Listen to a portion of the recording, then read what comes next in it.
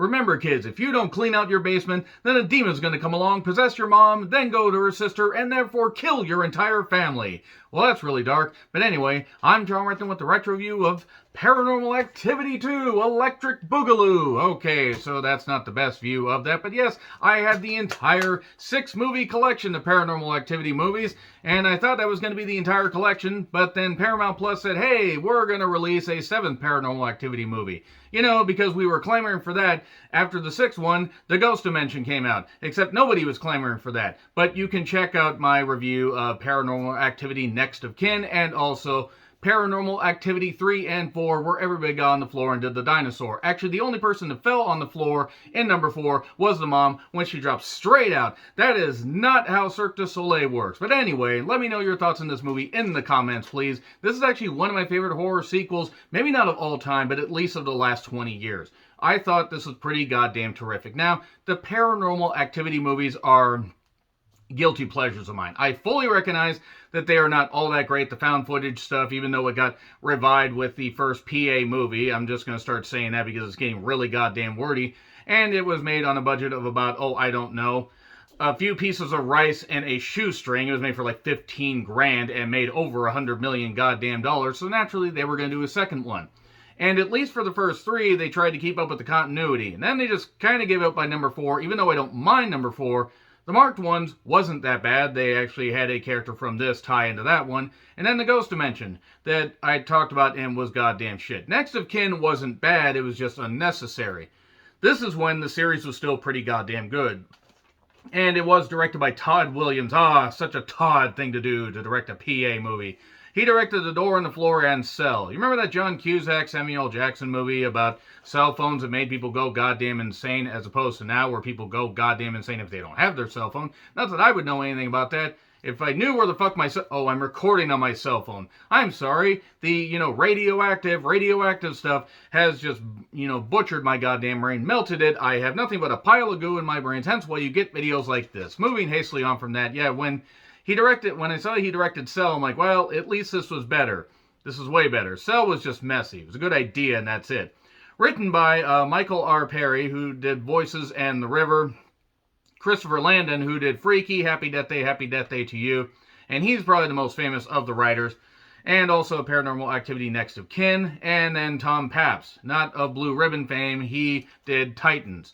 So yeah, there's a lot of firepower here with the writing. Also, 3 writers for this fucking movie. I mean, that's pretty goddamn ridiculous. You really only need 1 fucking writer. But Katie and Mika return, because this is taking place in the timeline where, well, at least for a while, they're still alive. Because if you remember with the previous movie, it was like around, late September, early October. And it was taking place, or actually it was like mid-September, early October. It was taking place in that house, and weird shit started happening and everything, and yeah, they return. Katie Featherston, by the way, is fucking gorgeous. I mean, motherfucking gorgeous. She's so goddamn. I like her. I think she's really good, and I think she deserves more opportunities than just what she's gotten in these various movies. But apparently, she's working. I think she's done a short film, and she's working on her first feature-length movie, which hopefully works out pretty goddamn well. And then you have Molly Ephraim, who was, I believe that's how it's pronounced. She played Allie, the young daughter. You had Sprague Graydon. That's really goddamn weird. Sounds like a goddamn, I don't know, some kind of weird cantaloupe drink. Who played Christy, playing the mother. You had Daniel Ray, who was played by a guy named Brian. Oh, such a Brian thing to do, to be the dad. And, Brian Burger King is what they should have called him. Except his name was Daniel, so that wouldn't have made any goddamn sense. You have Allie's boyfriend, Brad. And Brad, of course, is just being the pervy guy. Such a Brad thing to do. And Vivis Colombetti. She was Martine, the housekeeper. And then there were also a couple guys that were like the security camera guys. So if you're unfamiliar with the Paranormal Activity movies, what the fuck are you doing here? Because this is just going to be me basically describing how much I like this movie. But the basis of it is there's a ghost, found footage stuff, and they treat it like it was something serious, at least for the first 2 movies. Well, actually, then for even the 3rd movie, because the 3rd one was kind of a prequel. And then they just did what they did with the rest of them, and it just got really goddamn messy. And they got away from the we would like to thank the families, of or the members of the family that let us have this footage, or the various, friends and everybody. Thank you to everybody, and the police are still looking for them. Basically, they were doing what Blair Witch did, except there was more internet around by the time the PA movies came out. So the Ray family has a new kid, Hunter. And boy, he's just a little hunter going around being a little baby hunter and doing this. And why the kid's doing this and doing the dog paddle when he's 1 year old, I have no idea. But he's a new addition. Everything's fine. It's all good and everything. We see footage of that, and then we flash forward like about a year and a half later. And he's getting to where he's walking around and everything, as kids do usually, unless they are made of grape jelly. They have a way to walk around. That's kind of how the human body works. And everything seems good. Then a break-in occurs, and all this shit's destroyed. Shit be whack, yo, I believe as the kids say, because I'm hip with the lingo. I believe that's how that works. Break-ins are occurring, or a break-in occurs, and the dad says, okay, I'm putting my foot down. Let's get security camera footage. And then we get the night 1, night 2, night, all that stuff, and yada, yada. And from there we get not a lot of stuff going on for a bit. And then, stuff progressively starts to get worse and everything, and it gets to where it's a Paranormal Activity movie, where they have a few things happen, and then they pretty much shove all the shit in the last 30 minutes. And I know that's kind of something that people don't like about the PA movies. That's fair. That's absolutely fucking fair, and I fully recognize that these movies are not great, but I think PA 1, 2, and even 3 are a pretty damn good trilogy. I would put that trilogy up definitely with the Scream trilogy. Not that any of these match Scream 1, and Scream 2 is pretty good, but Scream 3 drags the rest of that shit down. This is at least a little more even-keeled. So, this takes place from August of 2006 to October of 2006, because it's a wraparound storyline. And there's one point where Katie says, I'm kind of like the evil step aunt and everything. It's like, I don't know how to feel about that. I know how I feel about it, and it's very strange. Anyway, so they're poolside and everything at Christie's house, and since they live in the same area and everything, naturally the ghost can just, toddle along, and do that and get back. Of course, the ghost, actually, demon, needs a goddamn body. So that's why it's able to do that. Though Wyatt never puts shoes on its host and wants to have them get bloody, footprints. I have no idea. But then again, they're demons. They don't really care about that stuff. They care about killing and collecting. And she says, I can be evil. Oh, we know, Katie. We know you can be evil. I mean, as a character, not as the actress. Sure, the actress is a lovely person. You always listen to the fucking dog in these movies. Giant German Shepherd. Big old German Shepherd. Much doge. Such wow. And there's this pool cleaner thing that actually kind of reminds me of, like, Goofy. It's like Bumblebee's head. Not Bumblebee Tuna, but Bumblebee's head, and it keeps getting out of the goddamn pool. Like, it's this pool cleaner and everything, but it's like supposed to be in there and cleaning up and doing this hose work and everything. But it ends up outside the pool every single goddamn night. Why the hell is that? What's going on? Why would the demon hate a pool cleaner? And Martine was doing some weird, shit. I don't remember what country they said she was from, but since she was very devout Catholic, obviously she was doing some kind of ritualistic stuff. Because they believe the spirits can be kept away if they do this stuff. Clean the house of the bad shit. Do more of the good shit, less of the bad shit. And we were night 1, night 2, and all that. And then Christy and Katie are talking about what happened when we were kids. And we find out more about what happened when they were kids. And something kind of gets freaked out a little bit, or something gets twisted around a little bit. Because she said, Katie's like, I remember you crying all the time, to Christy. Except if I remember in the third one, wasn't Katie the one that was crying a whole lot? And Christy was actually the one that had to make the pact and everything and do this. And then that's where it starts to get a little bit messy. Christy's like, I'll do this. Just let her go. Okay. I gotta review that one too. I have the collection. It's not like it'll be hard. But, they do that. So that timeline gets a little bit jumbled. And then there's the basement and everything, and the basement's all cluttered. Seriously, look at all that goddamn shit. And Katie actually ended up putting some stuff in the basement, including some old tapes and stuff like that, and some weird stuff. And I wonder what's going on here. They find the old tapes in the house, by the way, for the third movie, and then we watch that. So apparently, the actions of the third movie are just watching tapes while all this other shit's going on and everything, and the VCR is just playing somewhere in the house. Also, they were using VCRs in 2006. I guess they were then, because VHS tapes really didn't stop being produced until about, 03, 04, I think was like the last vestige of them. But anyway, they were looking through old pictures. I thought all our pictures, burned up in the fire. What fire? What fire was there in the third movie? I don't remember there being a fire in the third one.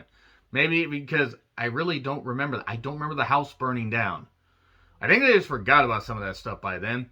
But then Daniel blows off all this stuff off. He's like, no, Martine, you're fired. I gave you 2 months pay and everything, but no, I don't want that smoke shit and everything out here. Because why the hell not? Why wouldn't you, be upset at your housekeeper after you left your infant son with your housekeeper and also with Allie. But Hunter's just your typical everyday kid and this kind of and Allie isn't happy that Martine got fired. But she comes back a little bit later. Don't worry, folks. Martine returns. Hooray! And the ghost just basically, or the demon was getting rather upset about all this stuff. We find, it starts playing with a little, the spinny thing on the, above the kid's crib. I don't actually know what the fuck they call that, but it does that and then it stops when somebody comes in the room. Because they're like, haha, I'm not here, haha, I'm here, haha, I'm not here. And then the pool cleaner just walked by itself. Maybe I didn't, make the settings right. And he decides to play a joke on them and has the pool cleaner pop up with a little bit like, haha, oh, I'm sorry, I didn't mean to do that. And Daniel means well, but he's kind of a dick also. And Katie and Mika pop in here and there and stuff like that. And while all this is going on. And then we can't let this stuff affect us because if we do that, the terrorists win, honey. And so they leave, and Allie is taking care of the kid. Well, then Allie does the bold decision, or makes the bold decision of walking out after hearing knocking at the door, can't see it, and doesn't take her house keys with her. You always do that. You always do that, or you make sure the door is unlocked. Always take your house keys if you ever leave the house, even if it's for just a minute, so you don't get locked out. And so your sibling doesn't get, taken away. Demons have no idea how to pick up children. It's like the kids like doing the spider walk and everything and climbing up the thing. It's like, like doing the rolly thing. It's almost like that kid from the first Ghostbusters. First Ghostbusters or second? I think it was the first. Anyway, pick up the kid, and it's like trying to pick this up. It's like, man, I don't understand infants. What is going on? Is doing that. And then the parents are shouting at Allie. Allie shouting at parents. I'm sick of this. I'm going home. You are home. Oh, right. So, Ollie, gee, she's upset. I'm pissed at myself for that one. And the kid is like, wandering around and stuff like that. Like what the kid's wandering around a little bit. The basement keeps making weird noises. And basically, there's this research scene going on where Allie finds out about that and everything, and like, oh, what if grandmother, made a deal with the devil, or great grandmother, whoever, somebody made a deal with a demon for wealth and power. That's how they got rich. And Hunter's the first kid born on Christie's side. Oh no! Oh Dios mío! And then there was this like kids fire truck toy thing that was always like, watching. That was actually one of the creepiest parts of it. Like, that was pretty good. And then Katie and Christy are like, I remember you crying all the time and yelling and everything. You need to just let it go. You can't let this thing beat you. And then Christy this is my favorite scene of the whole goddamn, well, until the end. Christy's just in the scene, or like in the kitchen. A little rumble, and then boom, all the cabinets and everything just, fly open, all those doors. Leave me alone, this kind of stuff. And she's putting the stuff away. The demon was just looking for time. Too much time on my roar. I don't know why the demon would roar like that. It'd be a weird song. And she's like, oh, Allie, everything's fine. This is fine. This is fine. It's fine. And then,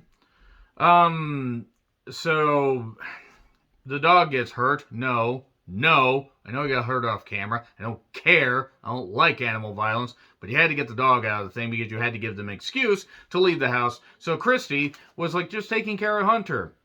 And then was sleeping. And then went up to check on Hunter and got pulled down into the basement. Like, roar. It's like the demon wanted to put a new water heater in. That's all it wanted to do. It just doesn't understand how to communicate because it's a fucking demon. It also doesn't know what the fuck a water heater is. And decides to pull Christy down. And Christy's possessed. And yeah, if you don't clean your basement, demons possess you. That is basically the moral of the story. And yeah, just leave your daughter with with your wife that's clearly possessed and with your infant son while you go to a corporate meeting. 2 hours away, I blew off these guys from Portland. They're from Portland. Who the hell cares? Sorry, Portland. I mean, I don't really think I care about anybody in... Actually, that's unfair. There are cool people in Portland. I've just been there. And it's messy like Seattle. So, anyway, there's scratches on the door and blood on the door. Chrissy's got a bite on her because she's possessed. Because demons decide to go... They decide to pull an Abe Simpson on the top of the mountain there. And the dad calls Martine for help. Man, I really shouldn't have fired this person that knew what the fuck they were doing. So they bathe the cross in olive oil. Oh, Popeye! Not that olive oil. And we won't tell anybody. We're going to transfer it to Katie. Why? Because it has to be a blood relative. And also a convenient plot device to wrap up the movie. And also we need a third movie. And then we need to make more of these. More to the point that we got so much blood out of this turnip, we have nothing left. And then they have night vision on the camera because the lights go out because this demon was apparently a fan of the band 5. Because baby, when the lights go out. And there's a giant basement rat there for no goddamn reason. Or maybe it's a trash panda. I don't know. It squeaked like a rat. Who knows? And they put the cross, or the guy, the dad manages to put the cross on the wife. All that. And it gets transferred to Katie. And then she's like, I feel, 3 weeks later, everything's fine. I feel like something weird's going on in my house. And then they say, oh yeah, Katie killed Mika on October 8th. And then they go to October 9th. And I'm like, oh, I remember watching this in theaters. And everything's fine. Katie's there, and Katie suddenly is in the house, snaps Daniel's neck, pushes Christy into the goddamn camera that she happens to know is there. Haha, they won't spot me. She takes Hunter, and that's it. Scene. And scene. This is a pretty goddamn good movie. At least as far as like horror. I mean, look, is it the greatest thing? No, but it was based on the first Paranormal Activity movie.